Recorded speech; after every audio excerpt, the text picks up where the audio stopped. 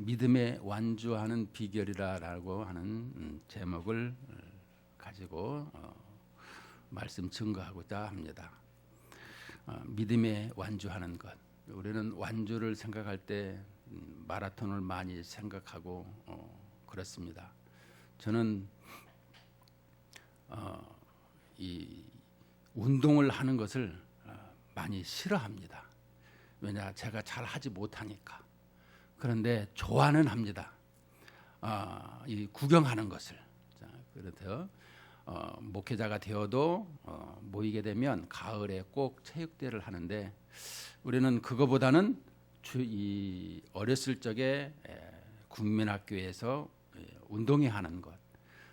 지금은 말하면 초등학교인데 참 그때가 가장 좋지 않은가 생각이 듭니다. 왜냐하면 나이를 먹어서 운동회를 하면 이게 심혈관 질환도 많고 여러 가지 어려움이 많아서 운동하기가 좀 어렵습니다만 초등학교 때에는 아주 그게 좀 괜찮습니다.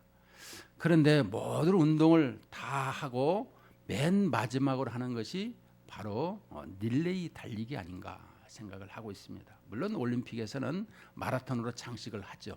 왜 그렇습니까? 그 모든 것을 완주하는 것, 또 그 모든 것을 마치는 것을 우리는 연상케 하고 있습니다.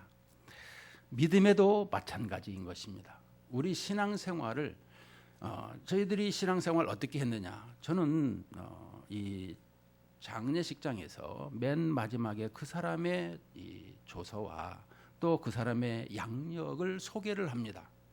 그때마다 그 양력에 뭐라고 합니까?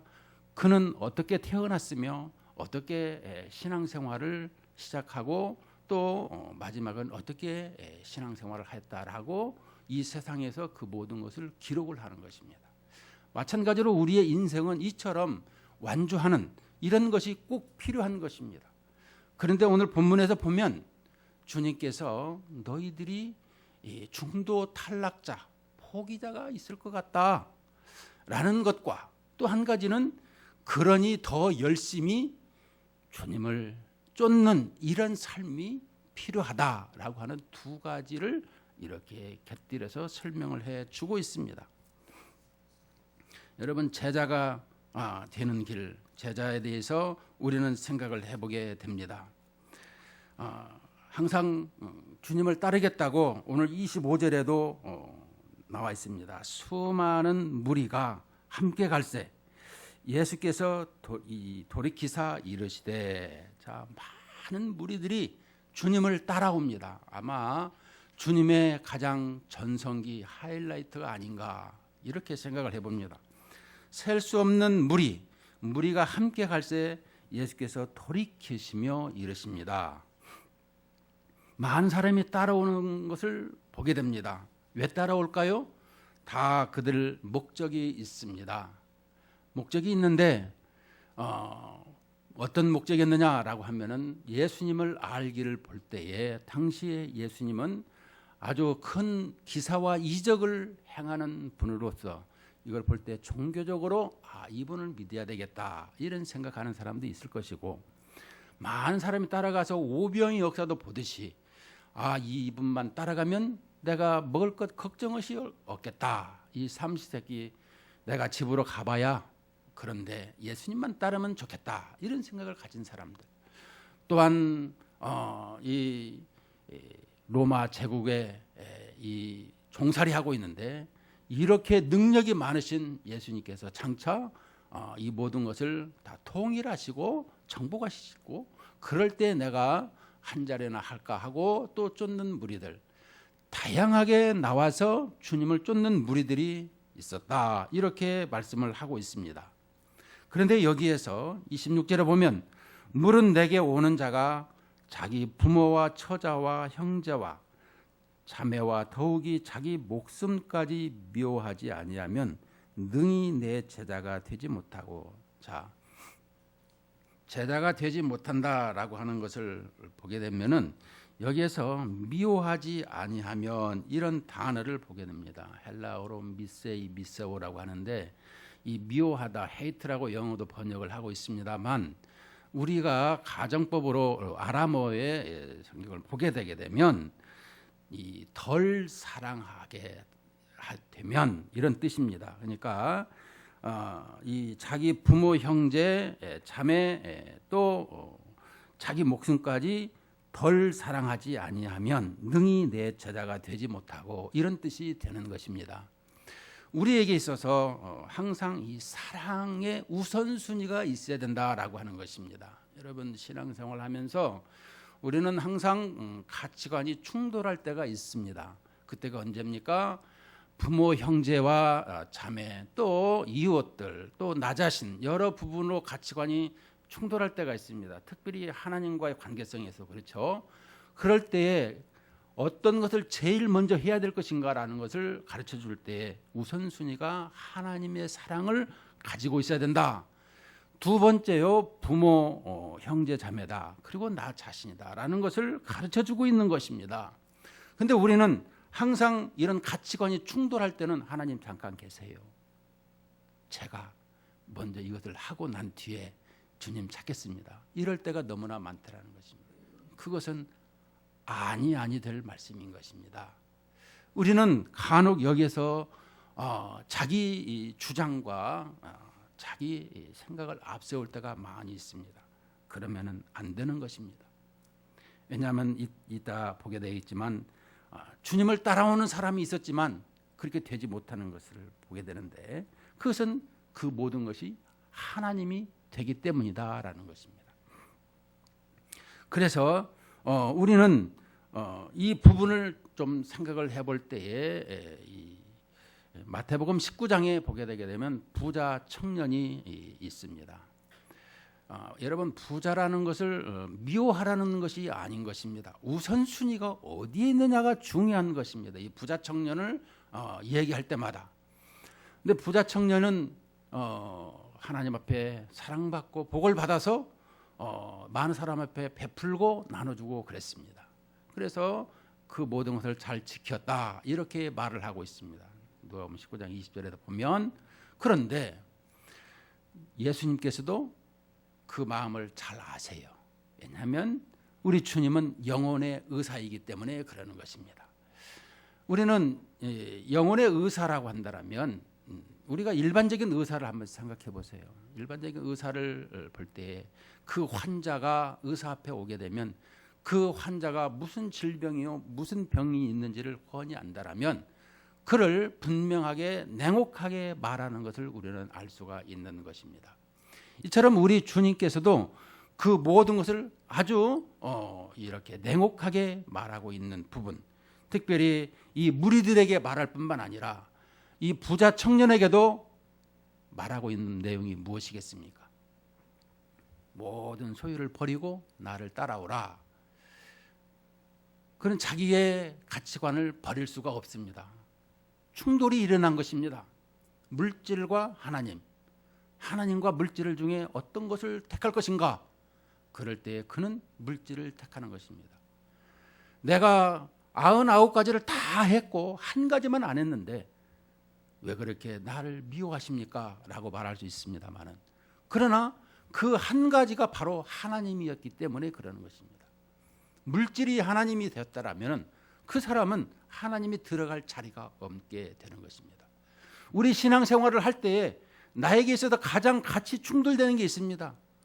이성의 또 어떤 이런 사람과의 관계성에서 또 어떤 물질에 대해서 우리는 권력에 대해서 또 명예에 대해서 다양한 것이 많이 있습니다만은 그런 것이 내 앞에 있을 때 같이 충돌해 하나님을 뒤로 할 때가 있게 된다라는 것입니다.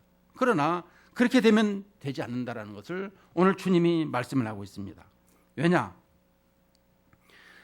26절에 보면 누구든지 자기 십자가를 지고 나를 따르지 않는 자도 능히 내 제자가 되지 못하리라. 또 33절에서도 마찬가지입니다. 이와 같이 너희 중에 누구든지 자기의 모든 소유를 버리지 아니하면 능히 내 제자가 되지 못하리라. 그러니까 26절, 27절, 33절에 보면 무엇입니까? 부모, 형제, 자매, 이웃, 또 자기 목숨, 또 자기 십자가를 지지 아니하면 모든 소유를 버리지 아니하면 이렇게 내 제자가 되지 못한다라고 강조하고 있습니다. 우리는 신앙생활 열심히 하면서도 이렇게 가치 충돌이 있을 때마다 그 가치관에 내가 흔들릴 때가 너무나 많습니다. 그것을 아시는 주님께서 돌이켜서 돌아가라. 지금도 늦지 않았다. 그것은 무엇이라고 했습니까? 이 제자들이 아직 부족하고 자기 목적을 따라오는 사람들. 그러나 이 목적을 가지고 왔지만 결국엔 주님의 제자가 된 사람들이 많습니다. 마찬가지로 오늘 또 우리에게 주시는 말씀인 것입니다. 아직 제자가 되지 못한 너희들 생각을 해보라. 그것이 무엇이겠습니까? 바로 예수님께서는 항상 이 세상에 있는 모든 삶을, 남자들에게는 이 일터에서, 여자들에게는 가정에서 주어진 모든 것을 항상 예화로 사용해 주고 있습니다. 오늘 또 이 28절에 보면 너희 중에 누가 망대를 세우고자 할진대 자기의 가진 것이 준공하기까지에 족할는지 먼저 앉아 그 비용을 계산하지 아니하겠느냐. 그렇지 아니하여 그 기초만 쌓고 능히 이루지 못하면 보는 자가 다 비웃어 이르되 이 사람이 공사를 시작하고 능히 이루지 못하였다 하리라. 이 내용 27, 28, 29절에도 보면 당시에 헤롯 대왕이 이 자기의 위용을 과시하고자 토목공사를 많이 하였습니다. 근데 공사를 하다가 보니까 재정이 없어서 그만 그 공사를 중단하였던 것입니다. 그러니까 많은 사람들이 왜 이렇게 시작하고 이걸 끝맺지를 않지 하고 비웃었다라는 것입니다. 마찬가지로 이렇게 주님이 말씀하시는 것은 예수를 믿겠다고 따라 나오다가 너무 힘들어, 이렇게 고난이 있고 이렇게 나에게서 어려움이 있는 것 나는 안 따라갈래 하고 이거 중도 포기를 하게 된다는 것입니다. 그러게 되면 우리 주님의 영광을 돌리지 못하고 대래 욕되게 하는 삶이 되지 않겠습니까? 그래서 주님은 다시금 물어봅니다. 너희들이 그 비용을 계산을 해봐라. 건축을 할 때 비용이 얼마만큼 드느냐, 이것을 말씀하고 있습니다.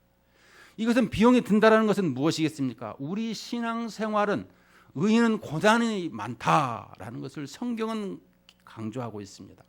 의인들에게는 고난이 없다, 이런 것이 아니에요. 징계가 없으면 사생하라라고 말씀해주고 있습니다. 마찬가지로 우리 이 일상생활, 우리 의인들, 믿음의 사람들에게는 항상 고난의 방맹이가 늘 기다리고 있더라라는 것을 가르쳐주고 있습니다. 특별히 더 신실한 자일수록에 고난의 방맹이가 심각하게 있더라라는 것을 설명해 주고 있습니다. 왜 그럴까요?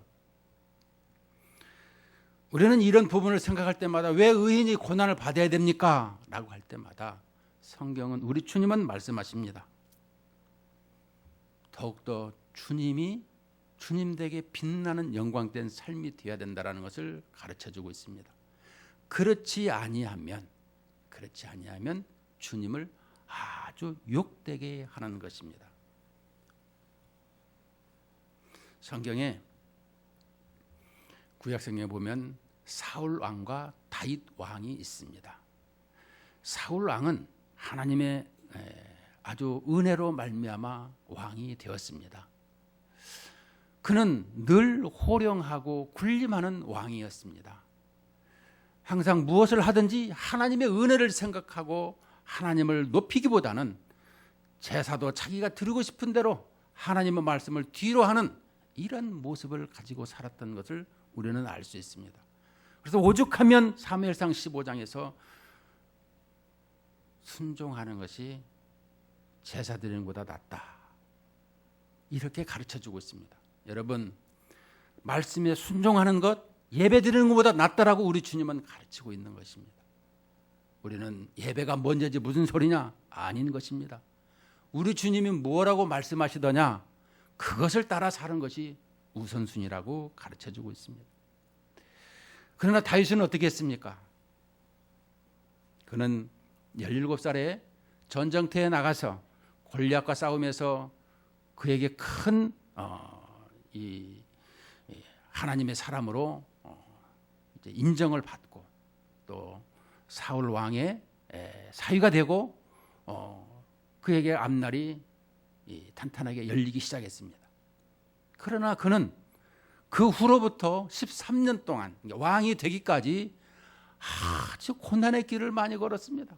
광야 생활에서 그저 죽인다고 창 들고 오고 칼 들고 오고 군사들로 말미암아 그의 일생은 너무너무 힘들었던 것을 고백합니다. 그는 주님을 너무너무 좋아서 춤을 출 때에 옷이 벗어진 줄도 모르고 주님을 찬양했다고 했습니다.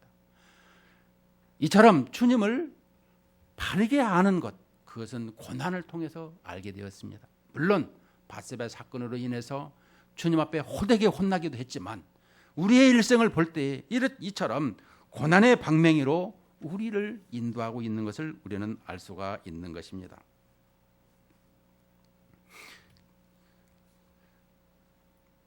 우리는 생각을 할 것입니다. 아유, 하나님, 제가 많이 요즘 코로나로 인해서 먹고 살기도 힘든데 날마다 이렇게 고난이 있고 환난이 있고 어려움이 있으면 어떻게 살라는 것입니까? 우리는 이런 생각을 하게 되고 또 주님 앞에 참 마음이 무거운 것을 기도할 때가 있을 것입니다. 그런데 우리는 사랑하는 사람에게 대가, 이 비용을 지불하게 한다라는 것, 이것을 우리는 꼭 기억해야 되는 것입니다. 우리는 언제부터인가 이런 부분에 너무나 이렇게 연약해 있는 것을 보게 됩니다. 사랑하는 사람, 특별히 이렇게 고난받고 살아가는 인생을 볼 때에 우리는 너무너무 힘든 것, 우리 주님께서는 다시금 우리에게 말씀합니다. 31절에도 또 어떤 임금이 다른 임금과 싸우러 갈 때 먼저 앉아 1만 명으로서 저 2만 명을 거느리고 오는 자를 대적할 수 있을까 헤아리지 아니하겠느냐. 만일 못할 터이면 그가 아직 멀리 있을 때에 사신을 보내어 화친을 청할지니라. 여러분, 이렇게 선과 악이 있을 때 악과 타협하라는 내용이 아닌 것입니다. 여기서 보게 되게 되면 중과 부적, 결코 이길 수가 없는 것을 설명하고 있죠. 그럴 때 어떻게 해야 될까요? 우리는 항상 성경에서 말씀하기를 우리 믿는 사람들도 뱀처럼 지혜로워라, 이렇게 가르치고 있습니다. 여러분, 우리는 뱀을 얘기할 때 사탄을 얘기할 때가 많이 있습니다. 그러나 그 사탄에게서도 지혜를 배울 수 있지 않느냐, 이렇게 말씀하고 있는 것을 보게 되는 것입니다. 자, 그렇더라면 1만 명으로 2만 명과 싸울 때 화친하라라는 것은 이런 것을 충고부적인데, 그렇다면 어떻게 할까요? 우리에게 지혜롭게 이 부분을 대처해야 되고, 이 부분을 우리 주님은 하나님만을 절대적으로 의지하게 되면 이 모든 것이 이기게 되리라 라는 것을 설명해 주고 있는 것입니다.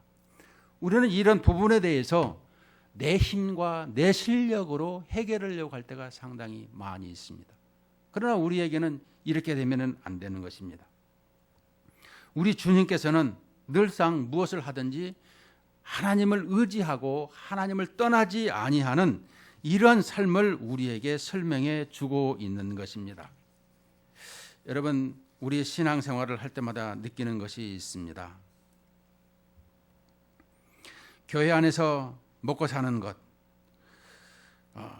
이 물질이, 우리는 신앙생활도 물질을 초월했더라 이렇게 표현할 때가 많이 있습니다만은, 그러나 언제든지 우리는 물질이 필요한 삶인 것을 항상 가지고 있는 것입니다. 그러므로 내 삶에 있어서 하나님, 내가 신앙생활 바르게 하고 내가 이 일을 이렇게 하려고 하는데 하나님 너무 어렵습니다. 왜 저한테 이렇게 자꾸 어렵게 하죠? 우리는 이렇게 탄식 아닌 탄식이 절로 나올 때가 많이 있습니다. 그럴 때 우리 주님이 뭐라고 하실까요? 우리 마태복음 19장을 한번 보시겠습니다. 자, 마태복음 19장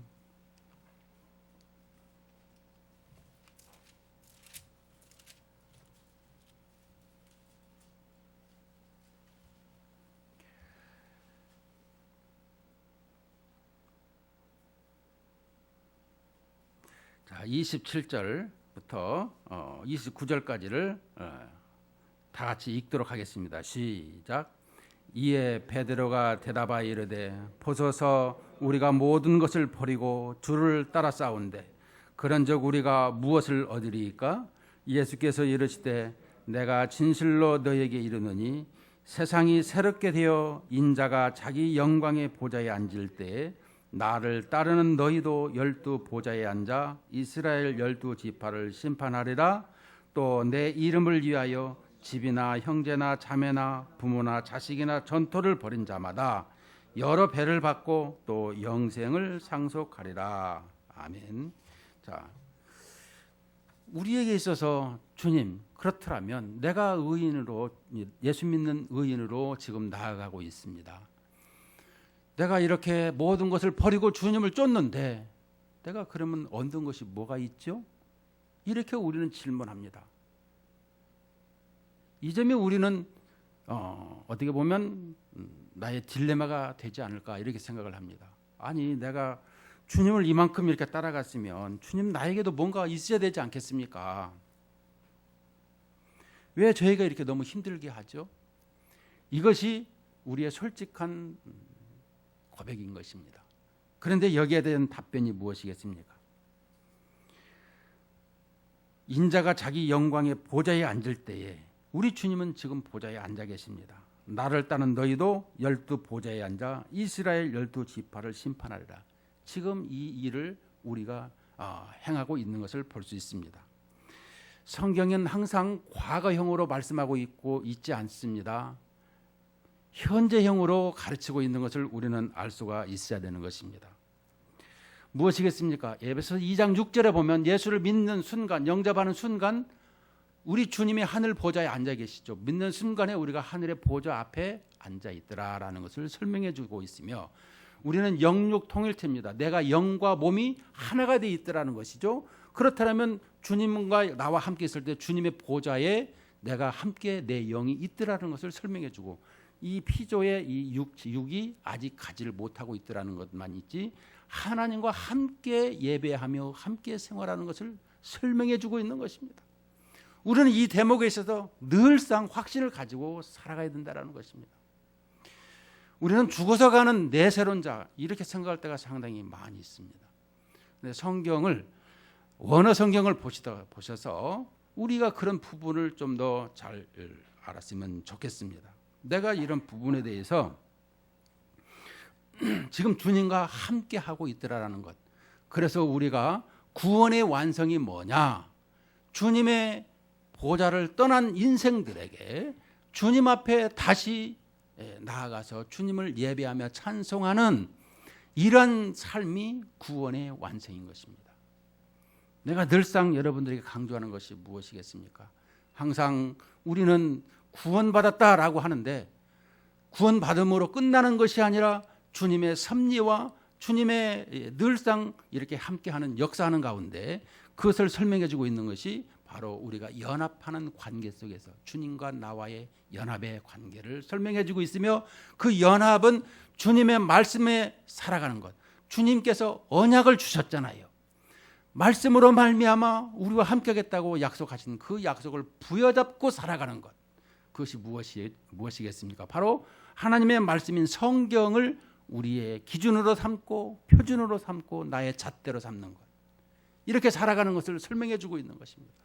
그래서 그 말씀을 부여잡을 때 동전의 앞뒷면처럼 우리에게 성령께서 강하게 역사해 주고 있더라라고 가르치고 있는 것입니다. 오늘 우리에게도 지금 말씀하고 있습니다. 12 보좌에 앉아서 심판할 뿐만 아니라 또 내 이름을 위하여 집이나 형제나 자매나 부모나 자식이나 전토를 벌인 자마다 여러 배를 받고 또 영생을 상속하리라. 영생, 죽어야 영원히 사는 영생을 내가 살아가는 것이 상속받는 것인가? 우리는 이렇게만 생각하는 것은 아닌 것입니다. 현재에도 영생이 지금 예수 믿고 우리에게 거듭난 사람, 다시 말하면 영원히 다시 태어난 사람들, 우리 죽었던 영혼이 다시 태어난 사람들은 이제부터 영원토록 영생을 가지고 살아가는 것입니다.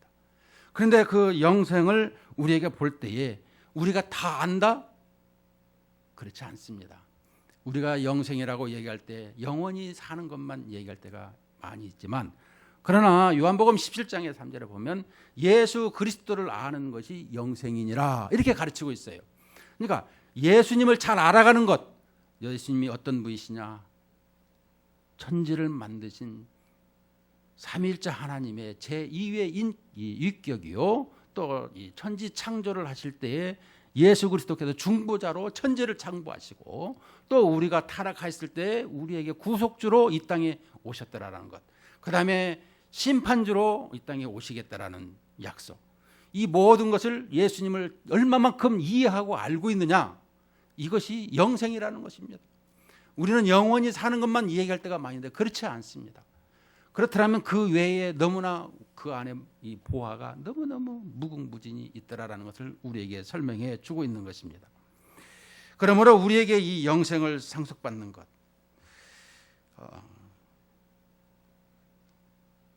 얼마나 감사한지 모르는 것입니다. 우리는 이 생명의 충만한 느낌, 그래서 나의 생명, 내가 가지고 있는 이 생명을 다른 사람 앞에 나눠주고 증거하고 전파하게 되는 것입니다. 그래서 나는 이 영생을 주신 것에 너무나 감사하고, 또 이제는 주님께서 이 영생을 이미 상속받았기에 또 그 모든 것을 주시지 않는다고 해도 저는 너무너무 넉넉하고 감사할 뿐입니다. 이렇게 고백하게 되는 것입니다. 우리는 하나님의 자녀에게 넉넉한 것입니다. 또한 하나님의 자녀로서 우리에게 요구하시는 일이 무엇이겠습니까? 우리에게 새로운 일을 주님은 항상 하시기를 원하시는 것입니다. 예전에 믿었던 그대로 있는 것이 아니라 날마다 변화되어지고 있는 모습을 우리에게 설명해 주고 있습니다. 예수님이 이 땅에 오셔서 성육신하셔서 제자들을 불러서 우리에게 항상 인도하시는 내용을 보게 되면, 제자들을 처음에 두 제자를 부르죠. 바로 세례 요한의 제자인 사도 요한과 또 이 안드레입니다. 근데 그들이 제일 먼저 전도한 사람이, 이 안드레는 자기 형 이 베드로를 전도를 하게 되는 것을 봅니다. 나아가서 그 두 제자가 12제자가 되고, 12제자가 70인의 제자가 되고, 70인의 제자가 모든 사람들이 다 알 수 있는 이런 제자들로 변모하게 되는 것을 우리는 알 수가 있습니다. 자, 그렇다면 우리 주님께서 우리에게 요구하시는 것이 무엇이겠습니까? 제자로서의 삶이 무엇이겠습니까? 항상 세상 것을 우리 주님과의 관계성을 볼 때 늘 가치관이 충돌할 때 주님보다 덜 사랑하는 사람, 주님을 최우선적으로 사랑하는 사람이 바로 제자다라는 것을 우리에게 설명해 주고 있는 것입니다. 그러므로 우리는 우리 주님이 원하시는 이러한 삶을 살기 위해서 내가 주님이 지금 뭐라고 말씀하시는가, 이 무리들을 보면서 돌아가라 라고 하는, 우리 주님은 냉혹하리만큼 의사로서의 우리의 심령을 꿰뚫어 보고 계시기 때문에 우리 주님이 말씀하실 때마다 그대로 행할 줄 알아야 되는 것입니다. 왜냐 그러면 오늘 우리에게도 지금 말씀하시는 내용이 무엇입니까? 모든 33절 내용의 답입니다. 이와 같이 너희 중에 누구든지 자기의 모든 소유를 버리지 아니하면, 모든 소유가 무엇이겠습니까? 요즘 말로 말하면 내가 가지고 있는 인맥도 있을 것이고, 인과관계도 있을 것이고, 물질도 있을 것이고, 명예도 있을 것이고, 그 모든 것보다 덜 사랑해야 된다라는 것을 가르치고 있습니다. 우리는 잠시 잠깐도 하나님보다 앞서는 이런 삶이 되어서는 안 된다는 것입니다. 그래서 우리 주님은 늘상 이런 사람을 찾아서 새 일을 행하시는 것입니다. 우리는 이런 모습으로 행하기를 항상 충만한 이런 성령이 충만한 삶이요, 또 항상 비용을 계산하면서 따르는, 그래서 주님을 주님답게 인정하는 이러한 믿음 생활이 되시기를 주의 이름으로 축원을 드립니다.